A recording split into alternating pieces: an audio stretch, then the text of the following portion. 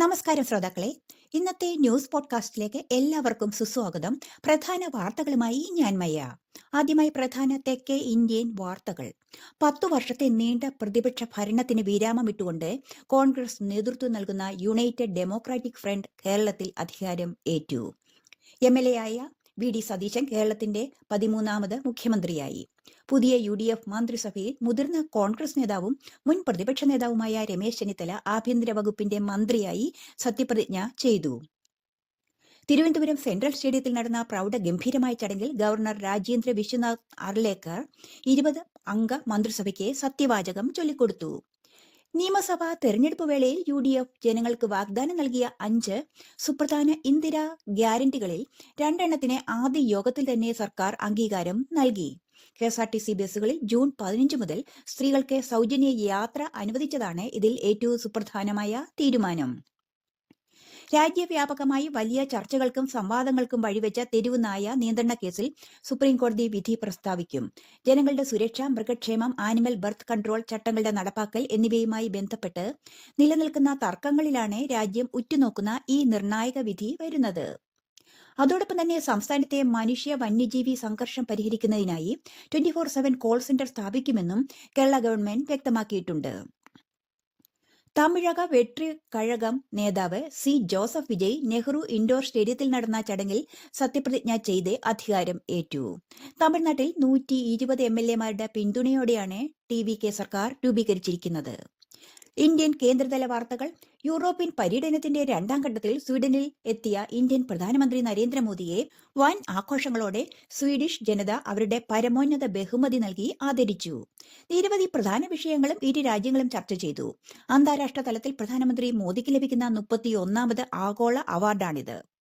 ആഗോള വിപണിയിൽ വിമാന ഇന്ധനവില വൻതോതിൽ വർദ്ധിച്ചതോടെ എയർ ഇന്ത്യ അന്താരാഷ്ട്ര സർവീസുകൾ വെട്ടിക്കുറയ്ക്കുന്നത് പ്രവാസികളെ ആശങ്കയിൽ ആക്കുന്നു.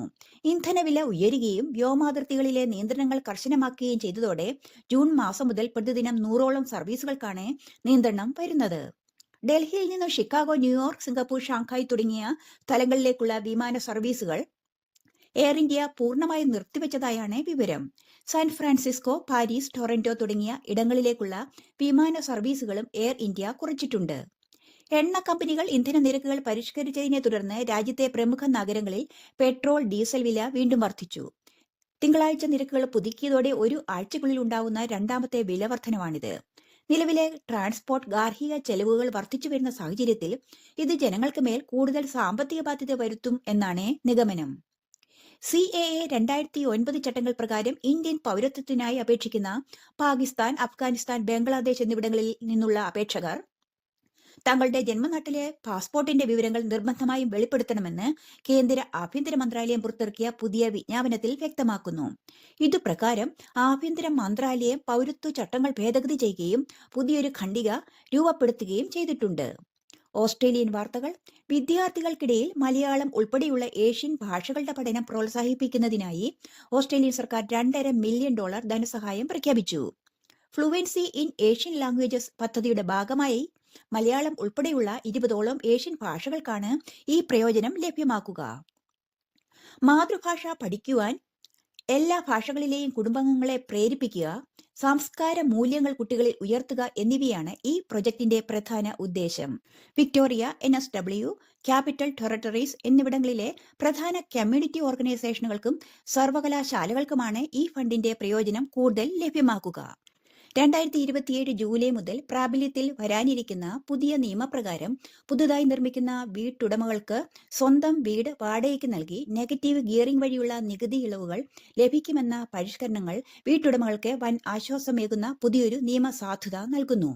വർദ്ധിച്ചുവരുന്ന പലിശ നിരക്കും ജീവിത ചെലവും കാരണം പ്രതിസന്ധിയിലായ വീട്ടുടമകൾക്ക് വീട് വിൽക്കാതെ തന്നെ സാമ്പത്തിക ഭദ്രത ഉറപ്പാക്കുവാൻ ഈ മാർഗം സഹായിക്കുമെന്നാണ് ഇതേക്കുറിച്ചുള്ള റിപ്പോർട്ടുകൾ സൂചിപ്പിക്കുന്നത്.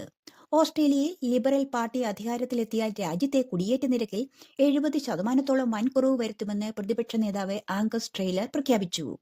രാജ്യത്തെ കുടിയേറ്റ നിരക്കുകൾ ഓരോ വർഷവും നിർമ്മിക്കപ്പെടുന്ന വീടുകളുടെ എണ്ണവുമായി ബന്ധിക്കുന്ന പുതിയ നയത്തിലൂടെയാകും നടപ്പിലാക്കിയെന്ന് ഒരു മാധ്യമ അഭിമുഖത്തിൽ അദ്ദേഹം വ്യക്തമാക്കി. ആഗോള എണ്ണ പ്രതിസന്ധിയും വർദ്ധിച്ചുവരുന്ന ജീവിത ചെലവും ഉയർത്തുന്ന വെല്ലുവിളികൾക്കിടയിൽ ഓസ്ട്രേലിയൻ ട്രഷറർ ജിം ചാമേഴ്സ് രാജ്യത്തിന്റെ 2026-27 സാമ്പത്തിക വർഷത്തേക്കുള്ള ഫെഡറൽ ബജറ്റ് പാർലമെന്റിൽ അവതരിപ്പിച്ചു. വരുവാനിരിക്കുന്ന തെരഞ്ഞെടുപ്പ് മുന്നിൽ കണ്ട് പ്രഖ്യാപിച്ച ഈ ബജറ്റിൽ നികുതി പരിഷ്കാരങ്ങൾക്കും ഇന്ധനവില നിയന്ത്രിക്കുവാനുമുള്ള ഏറെ ഗുണകരമാകുന്ന പ്രഖ്യാപനങ്ങളാണ് ഉള്ളത്. കുട്ടികളെ ഓൺലൈൻ വഴി ചൂഷണം ചെയ്യുന്നതിനെതിരെ സ്വീകരിച്ചിട്ടുള്ള സുരക്ഷാ മാനദണ്ഡങ്ങളെക്കുറിച്ചുള്ള കൃത്യമായ വിവരങ്ങൾ നിശ്ചിത സമയത്തിനകം സമർപ്പിക്കുന്നതിൽ പരാജയപ്പെട്ടതിനെ തുടർന്ന് ഇലോൺ മസ്കിന്റെ ഉടമസ്ഥതയിലുള്ള സോഷ്യൽ മീഡിയ പ്ലാറ്റ്ഫോമായ എക്സിന് ഓസ്ട്രേലിയൻ കോടതി വൻ തുക പിഴ ചുമത്തി. ഓൺലൈൻ സുരക്ഷ ഉറപ്പാക്കുന്നതിനുള്ള ഓസ്ട്രേലിയയിലെ ഔദ്യോഗിക റെഗുലേറ്ററായ ഇ-സേഫ്റ്റി കമ്മീഷണറുടെ ആവശ്യങ്ങളോടെ എക്സ് പ്ലാറ്റ്ഫോം കൃത്യമായി സഹകരിച്ചില്ലെന്ന് ചൂണ്ടിക്കാണിച്ചാണ് അധികൃതർ നിയമ നടപടികളിലേക്ക് കടന്നത്. കൂടുതൽ അന്താരാഷ്ട്ര വാർത്തകൾ. അഫ്ഗാനിസ്ഥാനിലെ താലിബാൻ ഭരണകൂടം വിവാഹമോചനം, ബാലവിവാഹം എന്നിവയുമായി ബന്ധപ്പെട്ട് കടുത്ത വിവാദങ്ങൾക്ക് വഴിവെക്കുന്ന പുതിയ 31 വകുപ്പുകളുള്ള കുടുംബ നിയമം രാജ്യത്ത് നിലവിൽ വരുത്തി. അന്താരാഷ്ട്ര നിരീക്ഷകർക്കിടയിലും മനുഷ്യാവകാശ പ്രവർത്തകർക്കിടയിലും വലിയ രീതിയിലുള്ള ആശങ്കകൾക്കും പ്രതിഷേധങ്ങൾക്കും ഈ പുതിയ നടപടി കാരണമായിട്ടുണ്ട്. ലോകത്തെ ഏറ്റവും വലിയ സാമ്പത്തിക വിപണിയായ വാൾസ്ട്രീറ്റിനെ അമ്പരപ്പിച്ചുകൊണ്ട് അമേരിക്കൻ പ്രസിഡന്റ് ഡൊണാൾഡ് ട്രംപിന്റെ വൻതോതിലുള്ള ഓഹരി ഇടപാട്. 2026 ആദ്യ 3 മാസങ്ങളിൽ മാത്രം ട്രംപോ അദ്ദേഹത്തിന്റെ ഉപദേശകരോ 3700-ലധികം ഓഹരി ഇടപാടുകൾ നടത്തിയതായാണ് ധനകാര്യ വെളിപ്പെടുത്തലുകൾ വ്യക്തമാക്കുന്നത്. അമേരിക്കൻ ഭരണകൂടത്തിന്റെ നയങ്ങളും നിയന്ത്രണങ്ങളും നേരിട്ട് ബാധിക്കുന്ന കമ്പനികളുടെ ഓഹരി ഇടപാടുകളും ഇതിൽ ഉൾപ്പെടുന്നുണ്ടെന്നാണ് ഏറ്റവും ശ്രദ്ധേയമായ കാര്യം. ലോകത്തിലെ പ്രതിസന്ധികൾക്കിടയിൽ ബ്രിക്സ് ഉച്ചകോടിക്ക് ആതിഥേയത്വം വഹിക്കുന്ന ഇന്ത്യ സെപ്റ്റംബറിൽ ലോക നേതാക്കളുടെ ശക്തമായ ഒരു യോഗത്തിന് വേദിയാകുവാൻ ഒരുങ്ങുന്നു. പ്രസിഡന്റ് വ്ളാഡിമിർ പുടിന്റെ പങ്കാളിത്തം റഷ്യ സ്ഥിരീകരിച്ചിട്ടുണ്ട്.